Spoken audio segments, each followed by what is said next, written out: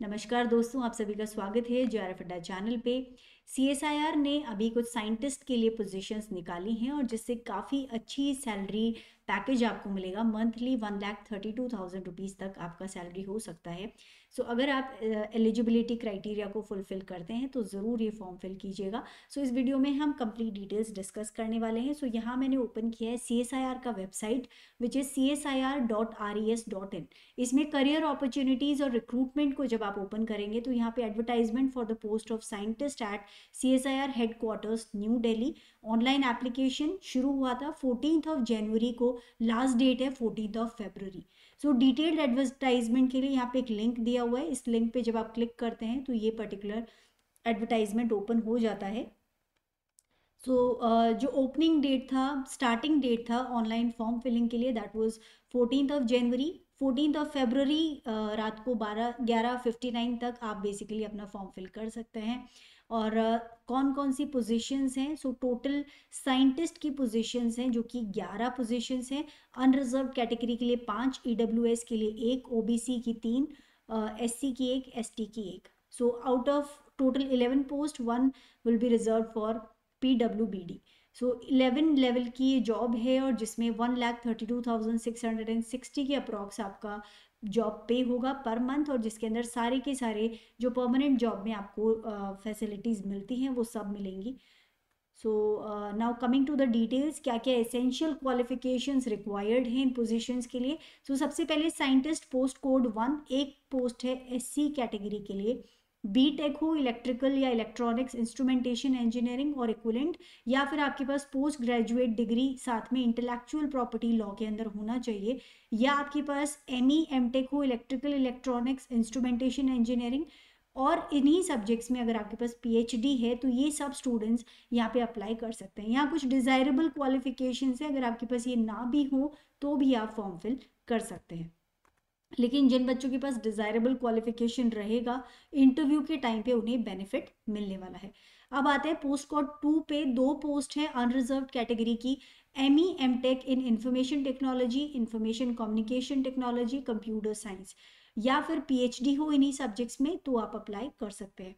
Third है post code 3 OBC non creamy layer के लिए। एमई एमटेक हो information technology, information communication technology या कंप्यूटर साइंस, या इन्हीं सब्जेक्ट्स में पीएचडी किया हो तो आप अप्लाई कर सकते हैं। इस तरफ डिज़ायरेबल क्वालिफिकेशन है और लास्ट वाले कॉलम में आपका बेसिकली जो जॉब रिक्वायरमेंट है वो स्पेसिफिकेशन दिया हुआ है। तो ध्यान से सभी पोस्ट कोड्स को ध्यान से देखिएगा, और जब आप फॉर्म फिल करेंगे तो कौन से पर्टिकुलर पोस्ट कोड के लिए आप अप्लाई कर रहे हैं वो आपको देख करके फिल करना है। अब आ जाते हैं पोस्ट कोड 4 पे, जो कि ओबीसी नॉन क्रीमी लेयर के लिए है। बीटेक हो केमिकल इंजीनियरिंग में, या एमएससी हो केमिकल इंजीनियरिंग केमिकल साइंसेज और इक्विवेलेंट में, या फिर BTech chemical engineering, MSc chemical sciences, और पोस्ट ग्रेजुएट डिग्री हो इंटेलेक्चुअल प्रॉपर्टी लॉ के अंदर। सो फर्स्ट क्लास 60 डिग्री इसमें मांगा है तो आप अप्लाई कर सकते हैं। या फिर आपके पास एमई एमटेक हो केमिकल इंजीनियरिंग केमिकल साइंसेज और इक्विवेलेंट में, या इन सब्जेक्ट्स में आपके पास पीएचडी हो तो यहाँ पे आप अप्लाई कर सकते हैं। अब आ जाते हैं नेक्स्ट पोस्ट कोड 5 पे। अनरिजर्व कैटेगरी की एक पोस्ट है BTech chemical engineering, MSc in chemical sciences और इक्विवेलेंट, और साथ में एक पोस्ट ग्रेजुएट डिग्री मांगा है इंटेलेक्चुअल प्रॉपर्टी लॉ के अंदर, जिसमें 60% आपका एग्रीगेट हो, या एमई एमटेक हो केमिकल इंजीनियरिंग केमिकल साइंसेज और इक्विवेलेंट में और इक्विवेलेंट, ठीक है। या फिर आपके पास पीएचडी हो science engineering submitted in chemical engineering chemical sciences और इक्विवेलेंट, तो या फिर पीएचडी हो इन सब्जेक्ट्स में। नेक्स्ट इज पोस्ट कोड 6, तो इसमें आपके पास बीटेक हो मैकेनिकल इंजीनियरिंग और equivalent with post graduate degree in intellectual property law, 60% aggregate होना चाहिए, या फिर एमई एमटेक आपका मैकेनिकल इंजीनियरिंग इक्विवेलेंट में हो, या फिर पीएचडी हो इस सब्जेक्ट में तो आप अप्लाई कर सकते हैं। Next is post code 7 EWS category के लिए। पीएचडी हो आपका किसी भी फील्ड में साइंस या इंजीनियरिंग में तो आप इसके लिए अप्लाई कर सकते हैं। अब लाइफ साइंस वाले स्टूडेंट्स पूछ रहे हैं हमारे लिए पोजीशन कहाँ है, तो यहाँ पर है scientist post code 8। So PhD in science submitted in life sciences और इक्विवेलेंट, तो आप यहाँ अप्लाई कर सकते हैं। ये एसटी कैटेगरी के लिए, और अनरिजर्व कैटेगरी के लिए एक सीट है जिसमें PhD science submitted in life sciences और इक्विवेलेंट, सो यहाँ पे आप अप्लाई कर सकते हैं। Scientist post code 10 OBC non creamy layer के लिए है, ME MTech chemical engineering, material engineering, science और इक्विवेलेंट, या फिर पीएचडी हो आपका engineering submitted in chemical engineering, material engineering और इक्विवेलेंट, या PhD sciences submitted in chemical science, material science और इक्विवेलेंट, तो आप यहाँ पे अप्लाई कर सकते हैं। अब इसमें आपको बेनिफिट्स क्या मिलने वाले हैं, जो भी एक परमानेंट जॉब के लिए आपको बेनिफिट्स मिलते हैं जिसमें टीए डीए एचआरए, सो आपकी बेसिक के अलावा ये सब अलाउंसेस भी आपको यहाँ से मिलने वाले हैं। इसके अलावा जो भी गवर्नमेंट जॉब में बेनिफिट्स मिलते हैं वो सब आपको यहाँ मिलेंगे। यहाँ पे पूरी टर्म्स एंड कंडीशंस दिए हुए हैं अप्लाई करने के लिए। You should be a citizen of India, सारे एसेंशियल रिक्वायरमेंट्स आप फुलफिल करने चाहिए तो आप यहाँ पे अप्लाई कर सकते हैं। सो कंप्लीट डिटेल यहाँ पे दी हुई है जिनको आपको ध्यान से एक बार देख लेना है। एज लिमिट जो इस जॉब के लिए है वो 32 ईयर्स है, और यहाँ पे रिलैक्सेशन दिया गया है up to 5 years for schedule caste and schedule tribe, और 3 साल का relaxation OBC non creamy layer को दिया गया है।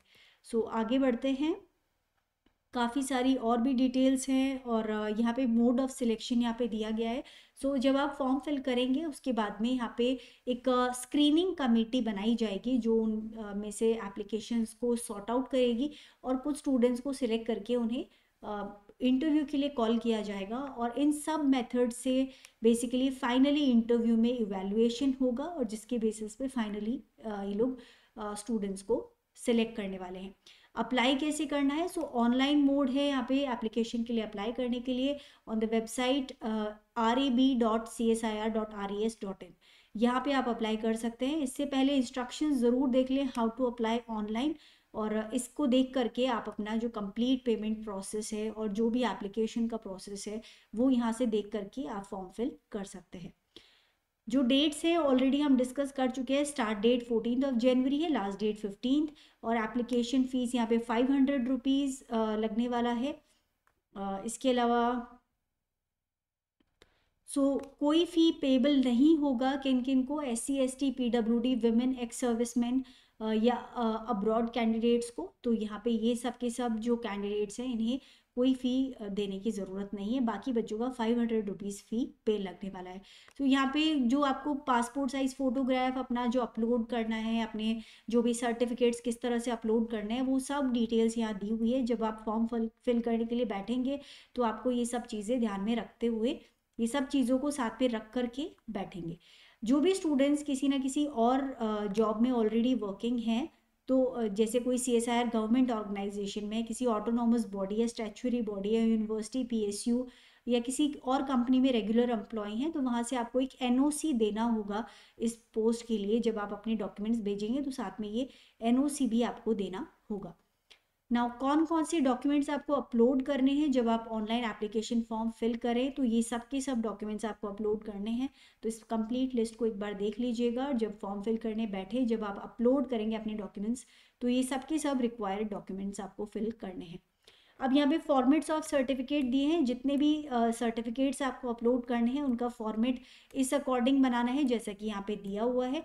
सो स्टूडेंट्स, ये है कंप्लीट डिटेल इस जॉब के बारे में, जो कि काफ़ी अच्छी पोजीशन है और बहुत अच्छी अपॉर्चुनिटी। अगर आप एलिजिबिलिटी क्राइटेरिया फुलफिल करते हैं तो ज़रूर आपको यहाँ पे अप्लाई करना चाहिए। स्टूडेंट्स, इसके अलावा अगर आप लोग CSIR नेट फरवरी 2025 के लिए प्रिपेयर कर रहे हैं स्पेशली फॉर लाइफ साइंस, तो आप इस चैनल पे मेरे साथ जुड़ सकते हैं।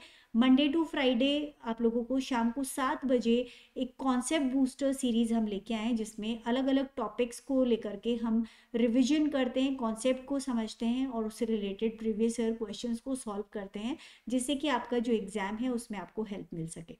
सो स्टूडेंट्स, अगर वीडियो इन्फॉर्मेटिव लगा हो तो ज़रूर लाइक कीजिएगा, चैनल को ज़रूर सब्सक्राइब कीजिएगा, और अपने फ्रेंड्स को ज़रूर इस इंपॉर्टेंट इन्फॉर्मेशन को फॉरवर्ड कीजिएगा। So students, that is all for this session. मिलते हैं अगले सेशन में।